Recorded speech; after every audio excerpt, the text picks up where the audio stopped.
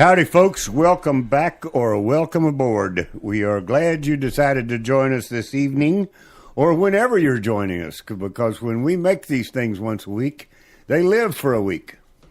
All over the place, all over the internet, all over the major networks that are internet-based radio/podcasts. And we are been doing this for 6 years. You are listening to the Doc Owen Show. This is Richard Doc Owen. I am joined in the Hilltop Studios by... I'm a Surefire. And... Uncle Bocce. Full house tonight. Everybody's back together. Yep. Stress level is considerably lower. So, because last week I had to come up with 10 or 12 minutes worth of stuff to fill in for an absentee of Uncle Bocce. He was not feeling Sorry, well. So folks. I'm better now. He can fill in his own stuff this week. We are all over the social media as Doc Owen Show. Can't tell you how long that will last, but for now, there we are. We have a blog, docowenshow.com, DOCOWENSHOW. And the blog is a good place to go to listen to the broadcast, as well as get up to date on the latest postings, do a little research, and follow Uncle Bocce through the history of presidents in the United States. And soon you will have the opportunity to do /store, STORE, because Doc Owen Show is going to open a store. And the store is focused on being prepared, being practical, and being a patriot. So we're going to have links to merchandise and ideas and stuff that support these three concepts. Okay? I like it. Yeah. It's I think it's going to be pretty cool. Look forward in, as we say in the trade, Q1 2019. But we'll already start promoting it. and get it out there. We have an app, free app, no charge download for both the Apple and Android devices, right? Yeah. Where you can also listen to I don't know that we've got all 5-6 years out there, but it goes pretty far back. I've done some digging. Woo, let's brush off some of the dust back there. Yep. Actually, we've unintentionally repeated ourselves, because what's gone on in current events, even over that period of time, has been relative to things that we said in the past. And so, it might be kind of fun to go back and listen to some of the interviews and conversations. Mm-hmm. We always, after our self-grandizing announcements, which you just heard, without the music. For some reason, I can't figure out how to get, music in the background. The da-da-da-da-da-da. Anyway, the only way I can do that is to quit talking. So we start the show in a very traditional manner. Ms. Surefire kicks us off with an inspirational quote. Uncle Bocce, on good days, gives us today in history. And then I close that three-way out with a leadership or something. Lately, it's had an awful lot to do with the scriptures, as it is going to tonight. So the name of tonight's show and the underlying theme is, what do you know about Q? So hold that thought as we go through the show. Ms. Surefire, take it away. And tonight's quote comes from somewhere that I probably won't quote again, but I felt it was very important and relative to what happened this week. The quote comes from a website called Town and Country Mag, that's MAG.com. Okay, Town and Country Magazine's website. Okay. And tonight's quote comes from who we just laid to rest as a country, number 41. There you go. George H.W. Bush. Okay. Mm-hmm. Oh, yeah. Good job. Yeah, and I kind of tied in two of his quotes that he shared earlier in his life, and the magazine captured. Okay. So one is on problem solving. No problem of human making is too great to be overcome by human ingenuity, human energy, and the untiring hope of the human spirit. Wow. Nice. He said Yep. that, huh? He said that. He embodied it. Yeah. Yep.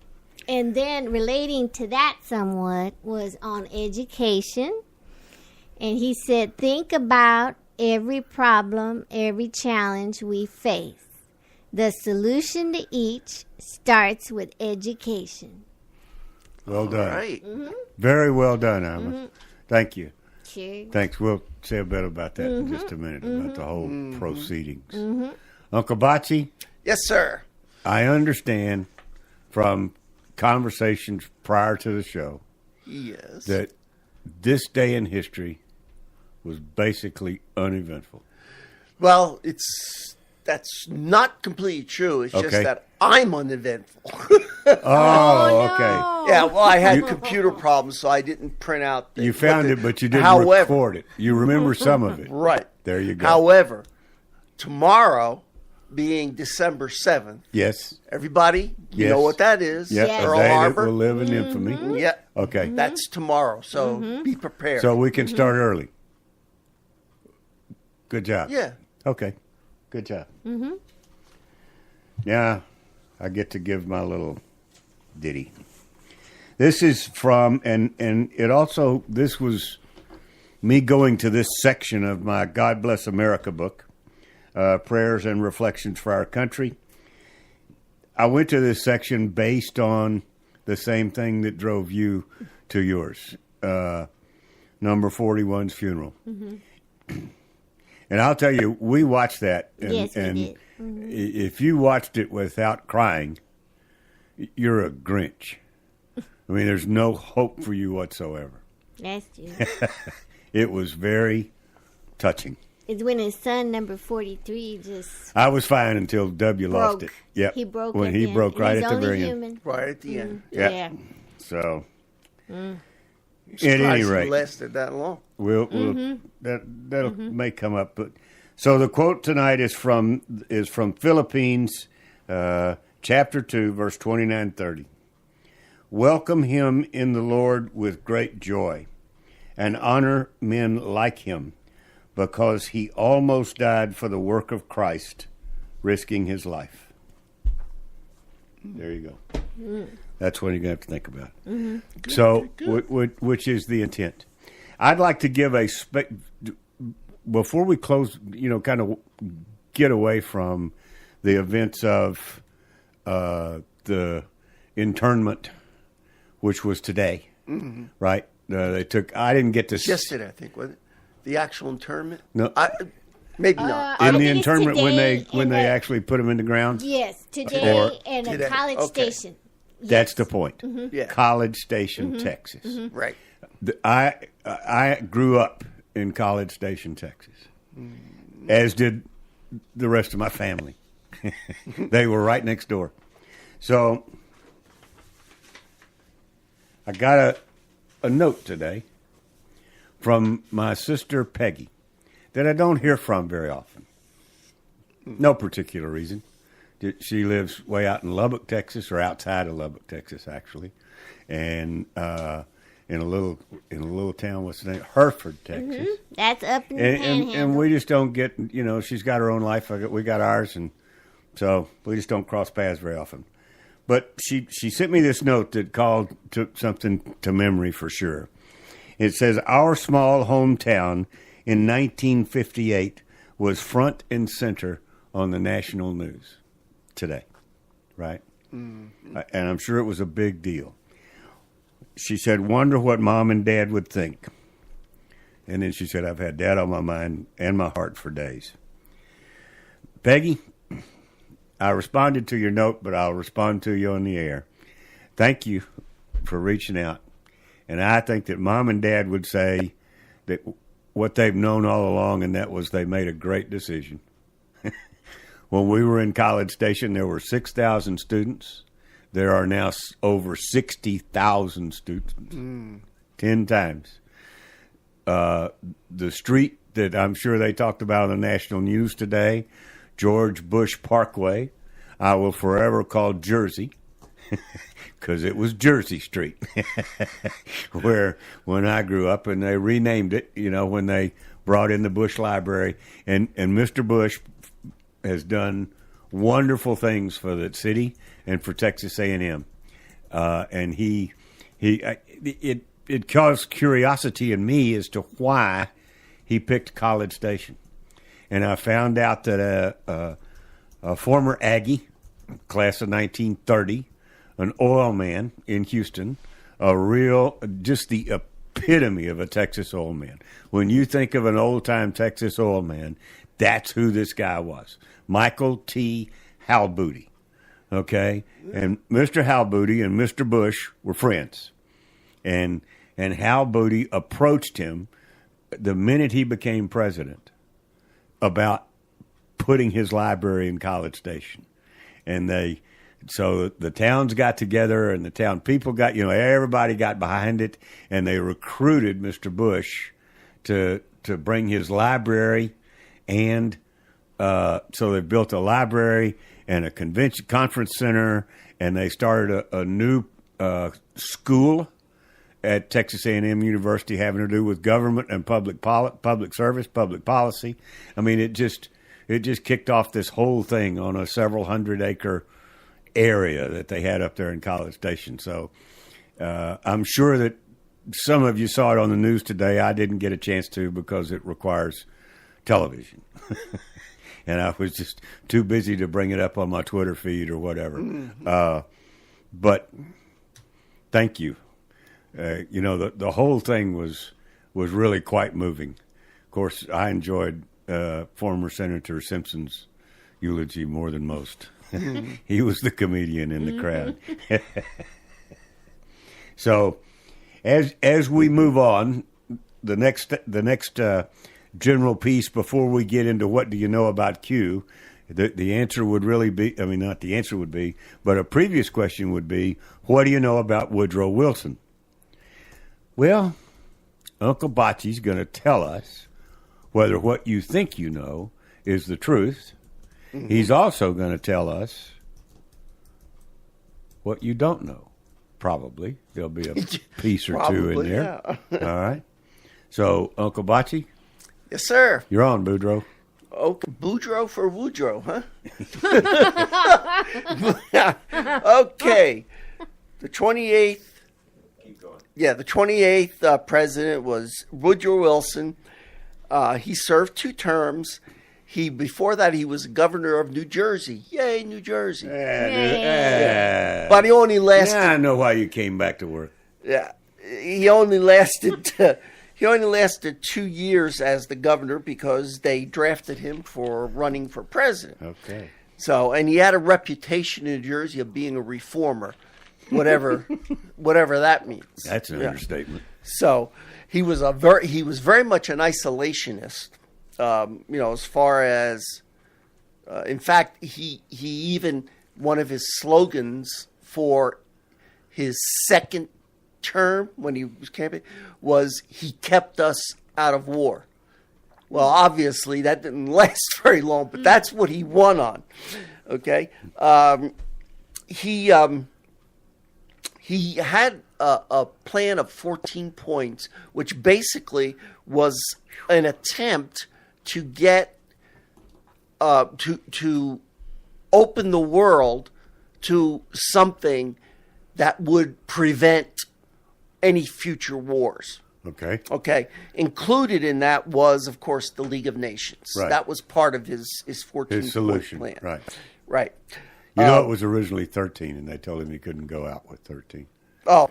He had Okay. to either add one or take one off. He was unwilling to drop one, so that it became 14 points. Alrighty. Yep.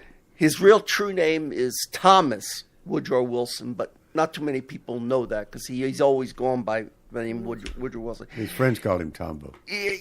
Not Woody? No. Oh, He got real upset about that. Yeah. I was going to say. Yeah. Depends. So, some interesting things about his education. He did not even start attending school until he was 9 years old.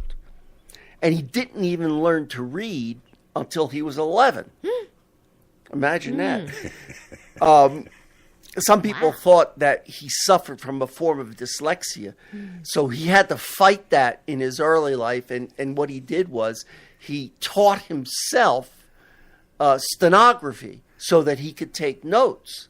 You know, because he had to write everything down because he wasn't sure that he would remember it. He went to a private school, and he was not very distinguished as far as his education was concerned.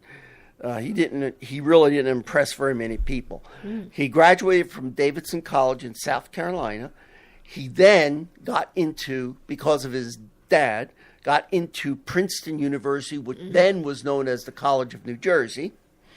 And he graduated from there. And then he went to Johns Hopkins University in Baltimore, Maryland. Yep. And he got his doctorate in political science. Okay. Well, he may have started late, but he Wow. finished pretty strong. He got a doctorate. He took so off, and that was it. yeah. That's And pretty despite the fact that he was very sickly during his entire life. That caused him to stay home and study. Well, I That's probably did, yeah. So he won both year the 1912 election. This was a very curious election, because what had happened is Theodore Roosevelt, Oh, Teddy. when he came back from Africa, he found out that his handpicked successor, thank you, Yeah. William Howard Taft, had not done enough to advance Roosevelt's progressive agenda. Right. Okay, so Roosevelt got real mad, and he said, screw this. He started the Progressive Party, okay? Right. And he ran against Wilson, and he ran against William H. Taft. Ran against both of them. Now, a lot of people think that Woodrow Wilson became the president because of this split in the Republican Party. Right. I got news for you. I thought that too. Yeah. So that's something I didn't know. If Theodore Roosevelt wasn't in that, probably by popular vote, Taft would have won. Right. By popular vote. Okay. However, in the electoral votes, there was no way Taft could have anybody could beat him. Could have beaten Wilson. No way, because Guy's got a PhD in political science. Duh. Wilson got 435 electoral votes. Theodore got 88, and Taft got 8. So he probably wrote swamped his him. PhD on how to win a presidential election. Probably.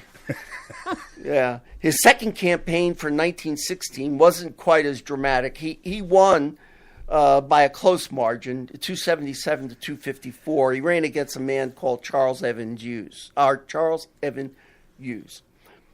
Okay. Why does that name not ring a bell? He was a one-hit wonder. Yeah, Oh, I've man. never heard of him either. So Who ran against Wilson? Who cares? yeah. So there was also another showing by the Socialist Party. They nominated again Eugene V. Debs. So Socialist Party was still growing in that time. He spoke of a new freedom, and he also spoke, and Roosevelt spoke of a new nationalism. So they were opposed in that sense. Under the new nationalism, what Roosevelt was calling for was interventionist state involvement with strong regulatory powers. Okay? Okay. And Wilson, he promoted anti-monopoly policies and a return to small-scale business. So neither one of them really liked big business very much. Yeah. Okay? So Woodrow Wilson did very, very well as far as winning those two elections. Okay, and we'll skip over the departments. There was no new cabinet members Okay. added.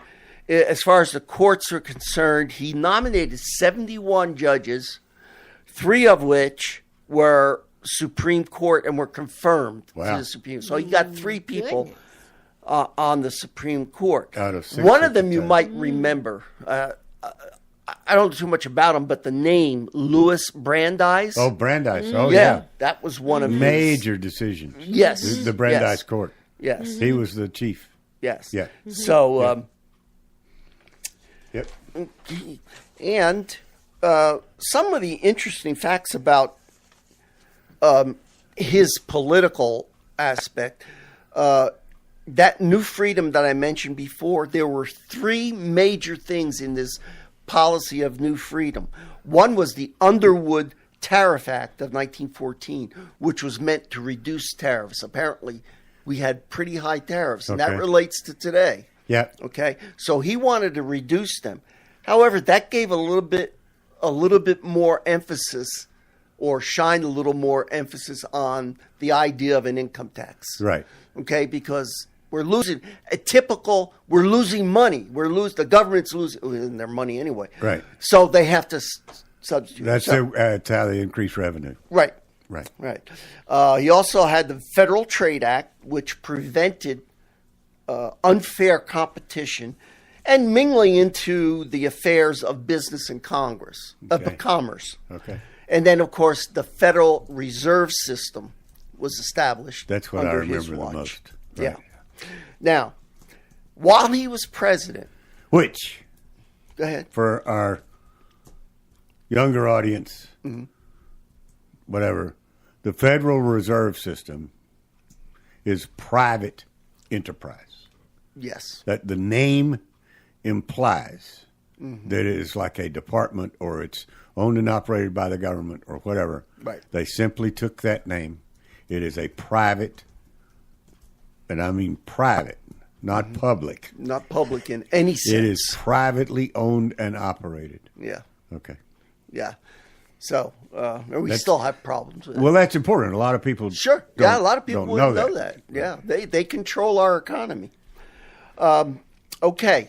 Private. Now, during his term in office, 2 amendments became ratified. Okay. One was the 16th Amendment, Okay.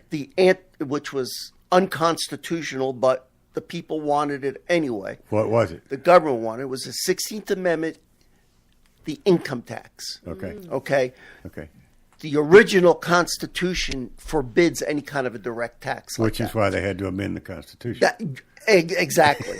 Yeah. But to me, in my mind, it's unconstitutional because we're not supposed to have that kind Well, of it's, thing. Well, see, the thing is, they could have gone another direction. They could have gone like a national sales tax. we don't want to go down that rabbit hole. You know, that's Yeah, but it's say it correctly for the young audience. It's constitutional because it's an amendment that was added to the Constitution.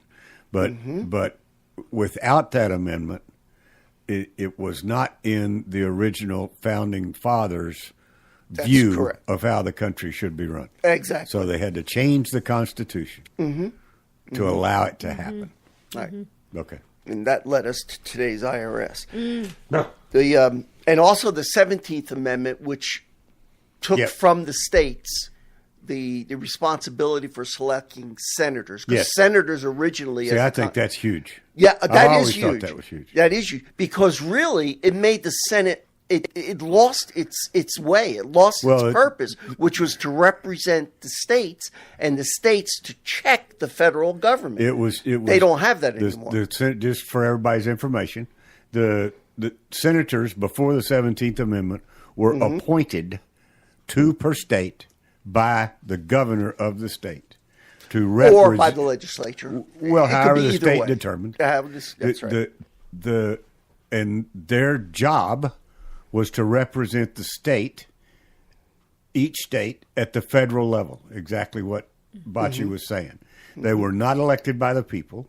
They were not representing the people. They, kind of tangentially they were representing the people of their state because they were protecting states' rights. Yeah. But they were not elected directly by the people. That is and correct. It completely changed It did. the way the Senate operates at the federal level. It completely changed the original intent Yeah. of the Constitution. A little background on that. Perhaps the reason why the 17th Amendment was passed is that there was an immense amount of corruption going on in the states in this election. Okay. So instead of doing something about the corruption, they decided to say, okay, we're taking it away from them and we're going to. So, again. But I would submit to you that was none of our business. If each state wanted to allow corruption to select their representatives, then it was up to that state to clear it up. That's right. It And wasn't. the people It of the wasn't state, for they us to didn't- amend the Constitution. No. Not a federal. And, in Well, other words, it was. Yeah. All I'm saying is that they took a wrong I know. turn as far as I'm concerned. I they could have obviously agree handled with Boy, that you. howdy differently. did they? I obviously agree with you. And Okay. it adds to the breakdown of constitutional rule government. It Yes. really started the breakdown of it. Yes, it did. Okay, now as far as African Americans are concerned, Woodrow Wilson was a devout segregationist. Okay. Devout. He favored the South. He, Okay. yeah, he was anti. So before we run out of time, let me ask you a question. Yeah. What was the pushback when he was elected? The- What was the feeling? What was the anti-Trump of the era? That's just it. There still was We're still no floating anti-Trump. along. The only anti-Trump thing here would be Roosevelt. Okay. Roosevelt pushed back on Wilson. Okay. So Roosevelt was a sore. He was sore because he got nominated. Was he also? Did he also become a sore loser and stay in Roosevelt's face after the election? Yeah, Okay. All right. yeah, So it's starting. he did. So it's starting. Yeah, exactly. Okay. He had military action against Pancho Villa. An interesting thing, when the war broke out, Germany was trying to get Mexico to declare war on the United States. Okay. Okay, they were trying. So, he's instrumental in getting that out of the way. There was another Espionage Act, a Sedition Act, which, brings you back to John Adams. The sinking of the Lusitania by U-boats and the U-boat Germany. Right. So that got us into the war. So here we go. Yeah. So, and I guess that's a good place to end. So, Okay. some of the myths that we associate with Woodrow Wilson, like he's responsible for the 16th and 17th Amendment, he really wasn't, but he really liked it. He was president at the time. He liked it, and he pushed it. Okay. Accountability. Sorry Okay, if I what? took too much time. Who are you? I am Uncle Bachi, UNCLEBACI, and you can reach me at that name at DocOwenShow.com. Hoo-yah. Thank you, Uncle Bachi. Cards You're and very letters. welcome. Make them flow, folks. Make them flow. Cards and letters and emails. Okay. Let's take a breath. Just take a breath. Just, take a little break. We're gonna play. I was gonna play two pieces back to back from our friend David Bray and his new storyteller album that is out there. But I think time wise, let's flip it and just play the God Bless America piece is that what it is? Or what? America the Beautiful? What have I got loaded up? Amazing Grace. Oh, Amazing Grace. Yes. I knew I loaded something up that I thought was appropriate for George H.W. Bush. So we're going to hear David Bray's version of Amazing Grace, and we will be back after this.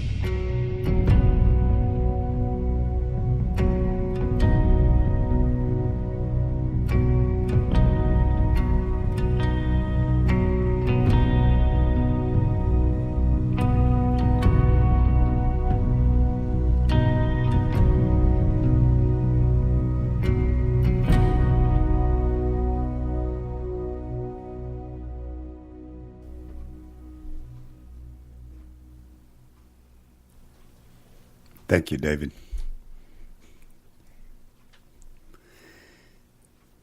So, the title of tonight's show is What Do You Know About Q? I'm going to guess not much. It's not been on the mainstream media. Nothing is being made of it. It's like a cult movement at this moment, confined to the internet and Twitter feeds of a Twitter person or Twitter team, we don't know, that whose Twitter handle is QAnon. Q, however, and affectionately referred to, he's or she or them, is referred to as simply Q. And if you go to Twitter and do hashtag QAnon, you'll find both tweets from Q as well as a growing cadre of people analyzing Q's drops, as they call them. They're numbered. They are very succinct and very specific. And they are anticipatory of current events. They tell in advance what's going to happen in terms of the battle between the current administration and the deep state. And it is extremely intriguing. I have been buried in it for days. And it, you know, when there's, I have long been, personally, long been, since the days of Vietnam, the middle 60s, a conspiracy theorist. I have prided myself in being able to read between the lines and look behind the scenes and figure out what they're really trying to tell us. And till this day, that often jumps into my head and it often intrigues me. For instance, I'll give you a current day set of affairs. And Q is all over this. But I haven't seen anything coming out of Q relative to what I'm about to tell you. But to me, it instantly jumped out at me. Do you know who the last, besides James Baker and besides the people close to Herbert Walker Bush who were there at the end? We know from the eulogies, et cetera, what went on. Do you know who visited him the day before he passed away? I remember hearing it, but I don't remember. Bill Clinton. Oh, yeah. A Clinton. Sorry, folks. That's like the angel of death. And I saw the pictures of Clinton. Looks like that. He does now. Yeah. And but I saw the pictures of Clinton and Bush, and he did not look like anybody that was going to give up in the next 12 hours. And that's what happened. That just, I was like, he killed him. I instinctively, he did something. He did something very high-tech and undetectable when he was there. That's all I know. That's all I believe. All right? But that will give you an idea of who Q is. The theory now, and it's growing, and it's growing, and it's growing. This Q character is there's a whole thread of thought amongst the analysts that are poring over what Q posts, as well as the pictures that are out there. He is constantly quoting John F. Kennedy. Their sign for the movement of what they're doing is Where we go one, we go all. WWG, the number one, WGA. All right? That's the slogan on John F. Kennedy's yacht. The bell on his yacht has, where we go one, we go all. That was one of his slogans. All right? So there's a whole theory and research being done into John F. Kennedy's death. And the more you dig into it, the more you find out facts that are not known.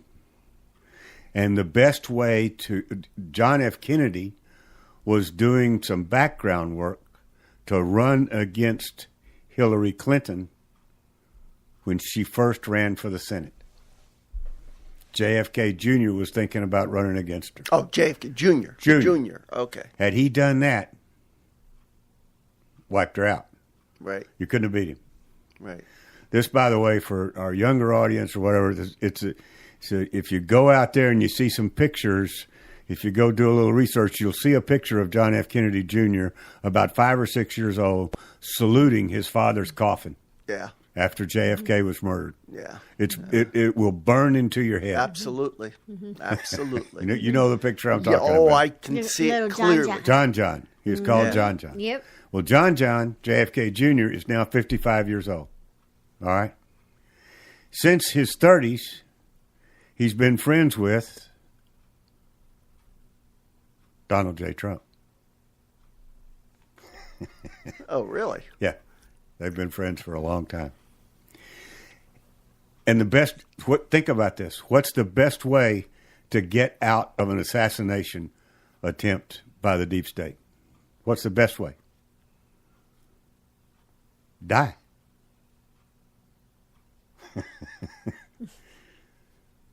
Kill yourself. Die. Have a plane accident. So there's a whole area of research that Q, Anon, and JFK Jr.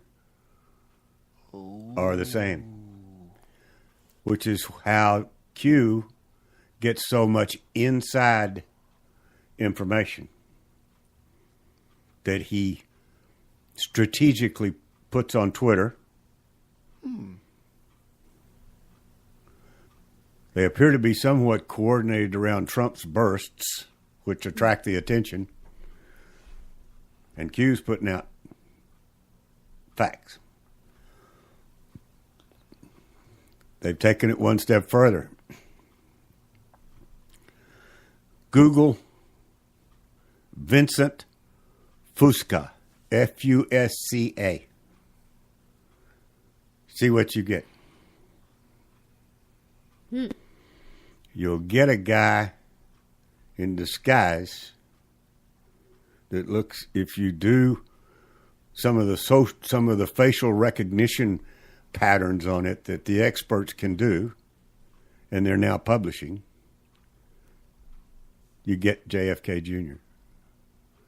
And Fusca has started showing up at Trump rallies right behind the podium. I'm telling you, it's a trip down a rabbit hole. And the mainstream media is completely ignoring it. They don't want to acknowledge it whatsoever. But for those of us who like to look at the other side of the moon,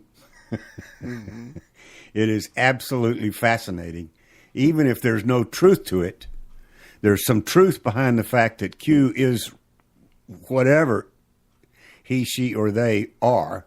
It is absolutely real, and they have unbelievable inside information. So it is deep inside the military. And that's one of the dots that they connect, the fact that John has some very, very close friends since he was a child that have been protecting his well-being. You follow me? Mm-hmm. JFK Jr.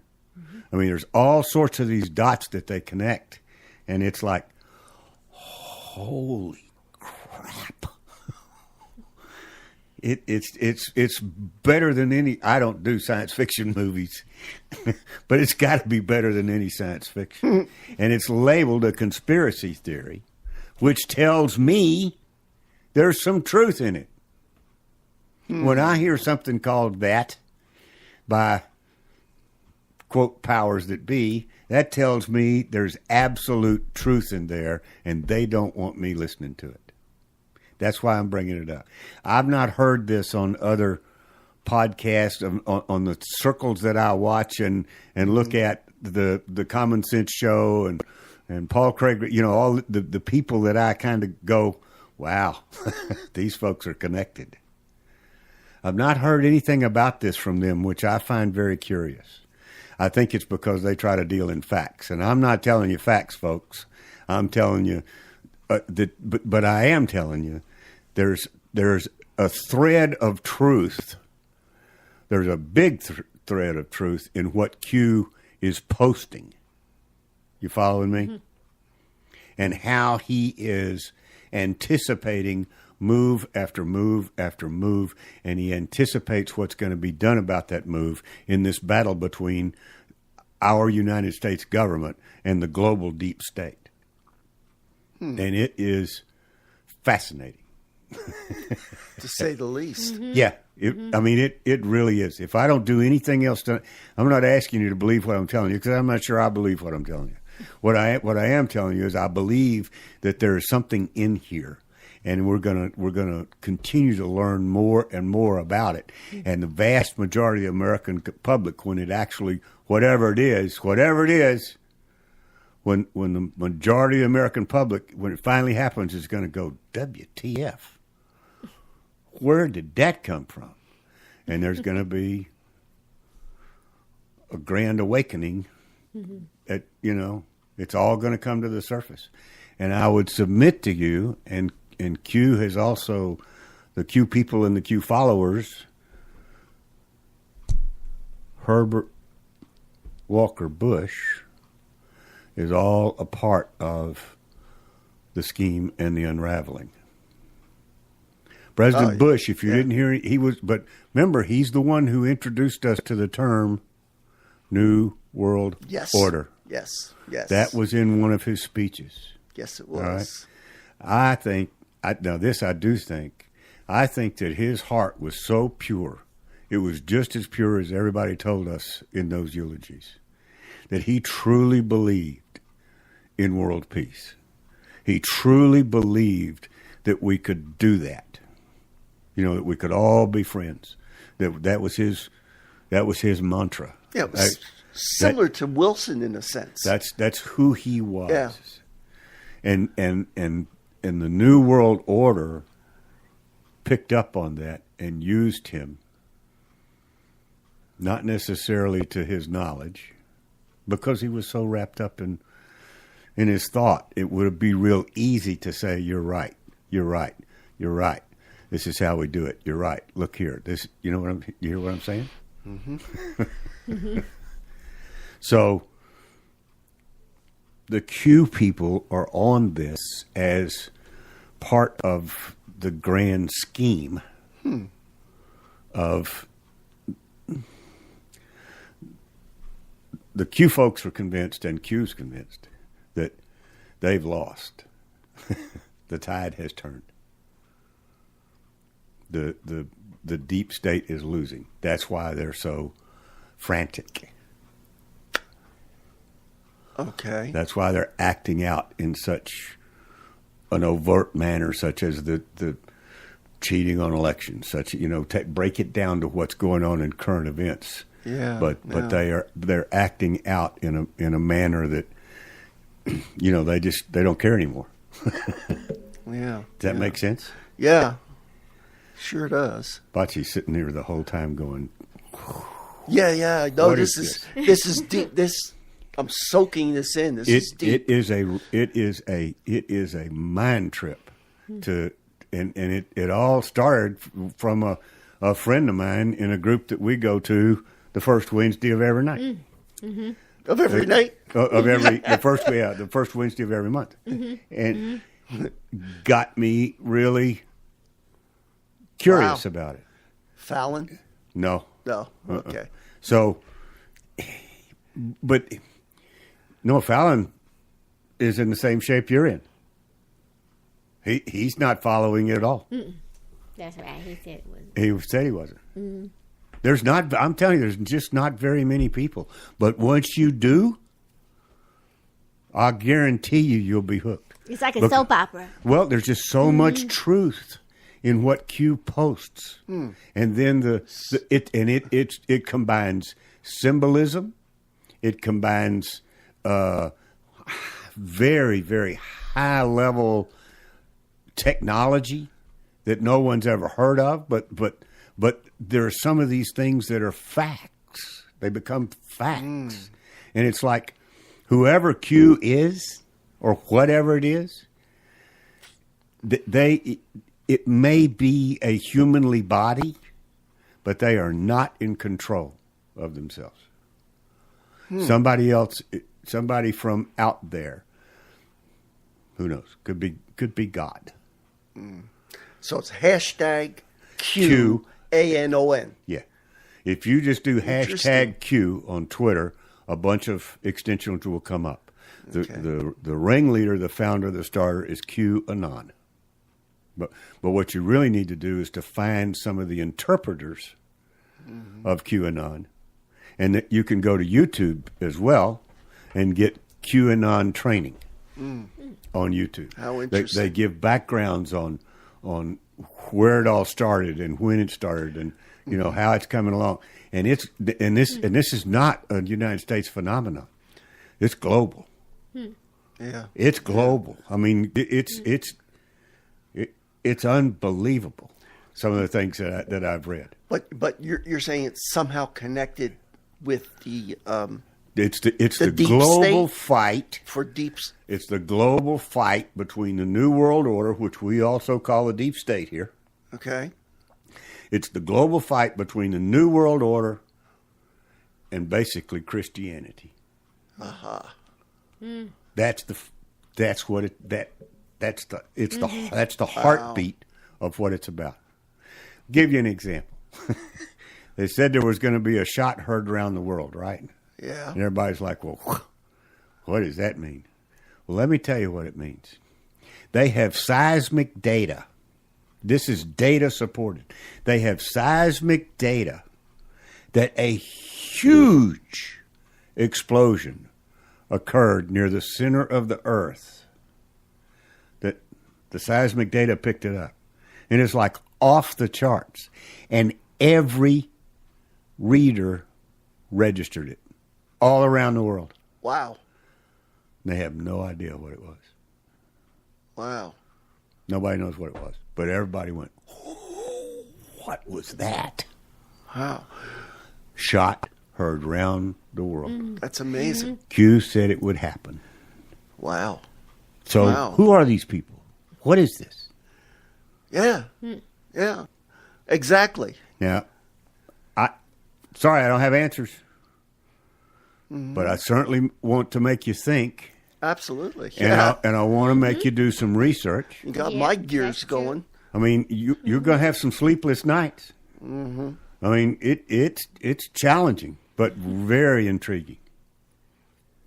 We'll do some more on it, but I want to just introduce it to the Doc Owen Show audience. Absolutely. Because there's a ton of folks who don't know anything about what's going on, with this thing going on, and they need to.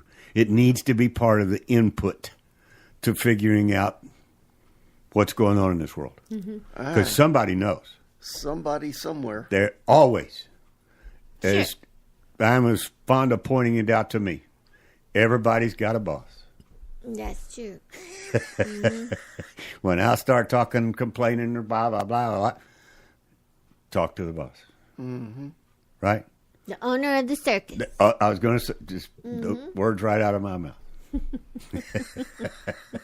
Talk to the owner of the circus.